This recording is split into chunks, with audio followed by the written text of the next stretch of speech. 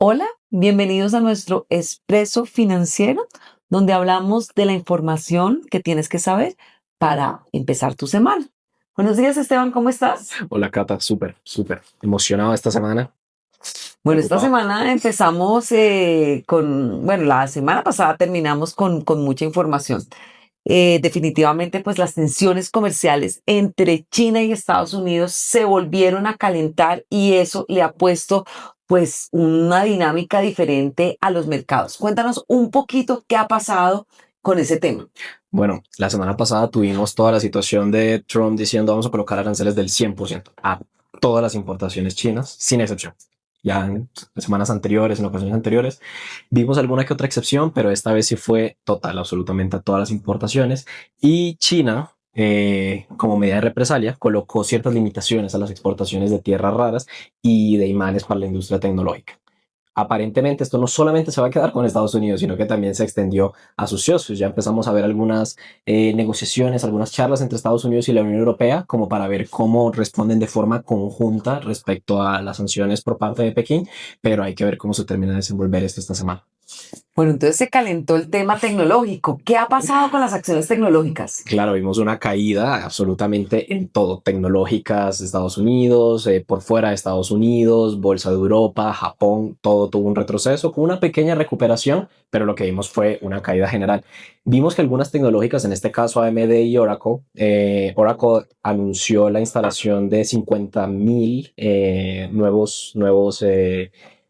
nuevas tarjetas de inteligencia artificial por parte de AMD específicamente, no las están comprando Nvidia, como una forma, digamos, de mantener este momento positivo con el que venía. Ahora, esto sigue estando también dentro de esta dinámica que veníamos hablando la semana pasada de Nvidia invirtiendo en la una, AMD invirtiendo en la otra, ambas comprando Intel, ambas invirtiendo en Oracle, Oracle invirtiendo en las dos. Entonces, vemos esto como una trincherarse, se están fortaleciendo, buscando mantener esa posición de ventaja que tenían dentro de todo este entorno, digamos, de volatilidad que están generando las tarifas. Esteban, y como hemos visto un poco en tiempos pasados, las estrategias de negociación de Trump son muy duras, ¿no? Entonces empieza pues como más o menos me voy con toda, pero luego empieza a ceder y empieza una negociación. ¿Tú crees que estas correcciones darían oportunidades de entrada un poco de acuerdo con lo que hemos hablado, pues digamos en espacios anteriores? ¿Crees que todavía el sector tecnológico tiene potencial de valor? Claro, probablemente. Y de hecho, este mes es un mes muy importante porque estamos en la temporada de resultados. Las tecnológicas van a estar dando resultados aproximadamente a inicios de noviembre, justo después del inicio de la fecha de corte que puso Trump para la implementación de las tarifas. Ahora, toda esta volatilidad adicional a la temporada de resultados puede dar oportunidades de entrada interesantes a empresas donde estábamos viendo unos múltiplos muy elevados, pero que sus expectativas siguen siendo sólidas. Porque, ¿qué ocurre ahorita? Las expectativas de este trimestre están por las nubes, o sea, están disparadas. Las ideas que tenemos en este momento de dónde deberían estar las ventas, dónde deberían estar las utilidades, cómo debería estar la productividad potenciada por la inteligencia artificial, está por las nubes. Y el mercado está descontando esto. Entonces podríamos estar viendo unos rebotes muy rápido después de todo este ruido a medida de que vayan saliendo los resultados sector a sector. Entonces hay que estar pendientes de qué está reportando resultados, cuáles son los resultados y en qué punto se encuentran respecto al impacto que tuvieron las tarifas. O sea, te estoy entendiendo que como las expectativas son tan altas, hay posibilidad de sorpresas negativas y esas sorpresas negativas para ti son compradoras. No necesariamente, sino más el ruido que están generando la implementación de las tarifas pueden abrir una brecha que en el momento en que veamos unas sorpresas positivas o que se cumplen esas expectativas tan altas, rápidamente una recuperación. Entonces podríamos tener una posición táctica interesante aprovechando estos retrocesos en función de quienes van reportando más próximamente. Bueno, y esta semana, Esteban, reportan JP Morgan, bueno, las principales financieras. Y en principio, pues un poco todos estamos descontando que va a salir bastante bien esta data, un poco en línea con lo que hemos visto de la información de la economía de Estados Unidos. Y como estamos en el government shutdown, no tenemos data en general, pues digamos, de fundamentales económicos. ¿Cómo sientes que vienen esta semana estos datos de las empresas financieras en Estados Unidos? Bueno, por parte de las investigaciones que hemos realizado, consideramos que tienen cierta solidez. De pronto le tenemos más confianza a otros sectores como el sector de healthcare, donde sí vemos cierto valor ya que ha estado un poco más rezagado, todavía vemos cierta oportunidad y se puede ver beneficiado de la bajada de tasas que hubo por parte de la Fed hace unas semanas. Ahora, hay que ver también qué comenta hoy Powell en la declaración que tiene hoy para ver si estas tarifas pueden cambiar esa perspectiva a futuro y tener unos escenarios con una inflación un poco más elevada debido a las tarifas. Súper, bueno, entonces estamos hablando de la reacción un poco de la renta variable que vimos que efectivamente ha sido negativa y puede dar oportunidades de entrada teniendo en cuenta el respaldo de la temporada de resultados corporativos. Pero también vimos desvalorizaciones en los criptoactivos y también vimos en términos generales unas valorizaciones de los tesoros y una leve valorización del dólar paradójicamente como en esa búsqueda de activos seguros. Y un poco, pues ya aterrizando a Colombia, vimos pues una pequeña subida del dólar. Entonces te diría, bueno, ¿qué piensas un poco que puede seguir pasando con ese tipo de cambio a escala local y pues partiendo de lo que está pasando con el dólar en Estados Unidos? Pero en semanas anteriores tuvimos un mayor apetito por activos de riesgo, estábamos buscando activos en países emergentes, estábamos buscando mayor exposición a otras divisas por fuera de dólar por la pérdida de poder con la que venía durante el último mes. Pero el tema es que hay más como un apetito por activos más seguros, ¿sí? Y menos por esos activos de riesgo. En el caso de cripto vimos una caída, primero, obviamente, siguiendo toda la tendencia del mercado con las tarifas, pero adicional, el gobierno Trump ha hecho un anuncio donde planean crear una reserva de Bitcoin a partir de los Bitcoins que ellos incauten de actividades ilícitas. Entonces esto ha generado como cierta controversia respecto a hasta qué punto el Bitcoin es un activo seguro respecto a la intervención gubernamental y esto generó cierta incertidumbre adicional que terminó generándole cierto carry negativo adicional aparte de las tarifas. Ok, entonces vamos concluyendo un poquito, pues hemos visto correcciones en las criptos y particularmente en Bitcoin, pero un poco pues está asociado a un ruido particular, pero en términos generales, ¿tú sigues viendo valor en esta, pues digamos, en este oro digital? En general, en el ecosistema cripto sí veo cierto valor. Ahora, directamente en Bitcoin en este momento es más complicado decirlo porque viene con un rally bastante largo desde inicio de año, ha tenido ciertas correcciones y ciertos ajustes, pero podría haber todavía cierto valor en función del posicionamiento que uno tome, porque es muy difícil, digamos, entrar a valorarlo porque es un poco más como valorar el oro sin esa utilidad directa industrial que uno puede utilizar para medir cierta demanda de oro. Con el Bitcoin no se puede medir de la misma forma, entonces es un activo un poco más difícil de establecerle un valor justo. Bueno, y tú has tocado el tema del oro y particularmente esta semana vimos unas correcciones importantes en los precios de los commodities, particularmente pues por las tensiones de China y Estados Unidos. Vimos caídas pues en el precio del petróleo, caídas en muchos minerales, pero también vimos una valorización muy fuerte del oro. ¿Tú crees que digamos, hasta dónde va a llegar el oro y pues que puede seguir valorizándose infinitamente porque definitivamente este año el oro ha sido el activo que más se ha valorizado?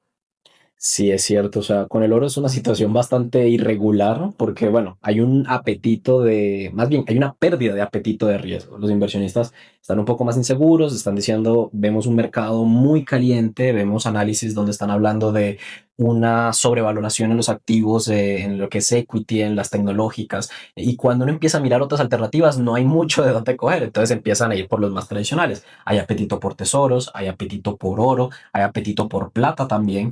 Sí, pero el tema es que no es un activo que pueda tampoco continuar aumentando su valor indefinidamente, porque al fin y al cabo el oro no solamente tiene su valor como elemento de reserva, sino también como material de uso industrial, en joyería.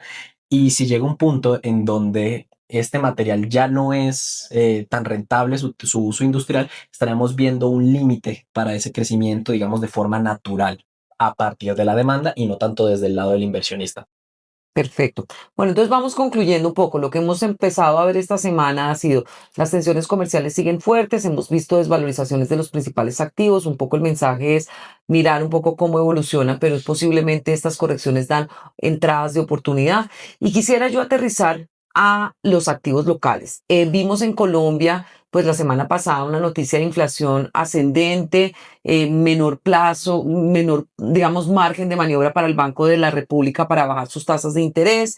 Entonces, esta semana, pues, ¿qué tenemos que estar pendientes en el ámbito local? ¿Qué puede pasar con el comportamiento de la renta fija? Si esta dinámica de valorización de los tesoros puede incidir en la valorización de la renta fija a escala local. ¿Cómo estás viendo ese mercado local? Bueno, para esta semana sí importante, después del dato de inflación y las expectativas bajas de que el Banco de la República baje tasas este año. O sea, lo vemos muy complicado. El Banco de la República es bastante conservador en su política de intervención y lo más probable es que no veamos una bajada de tasas en lo que queda este año. Tenemos la época decembrina, el anuncio del nuevo salario mínimo, que como ya mencionó el gobierno, probablemente sea por decreto y esté algunos puntos por encima de la inflación. Entonces, siento que el Banco de la República va a ser más cauto al momento de hacer una bajada de tasas y no creo que las veamos por este año.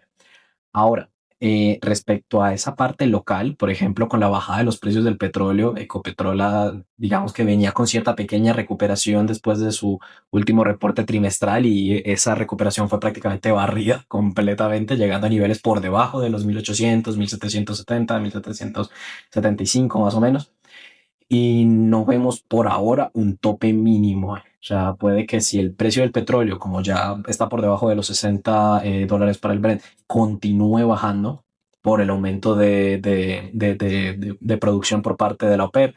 Esta semana también tenemos reportes mensual de producción de petróleo. Hay que ver cómo es la tendencia y hacia dónde nos estamos dirigiendo. Esto puede afectar bastante a Ecopetrol en el corto y mediano plazo y sobre todo en un periodo preelectoral va a haber mucho ruido.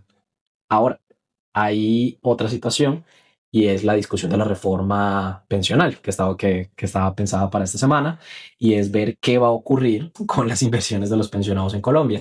La Corte Constitucional tiene la discusión y tienen que revisar a ver si con los ajustes que ya se les realizó la reforma va a continuar adelante o vamos a volver al modelo anterior. Bueno, pues vamos a estar entonces atentos a este tema esta semana y no podemos terminar nuestra charla sin hablar del dólar.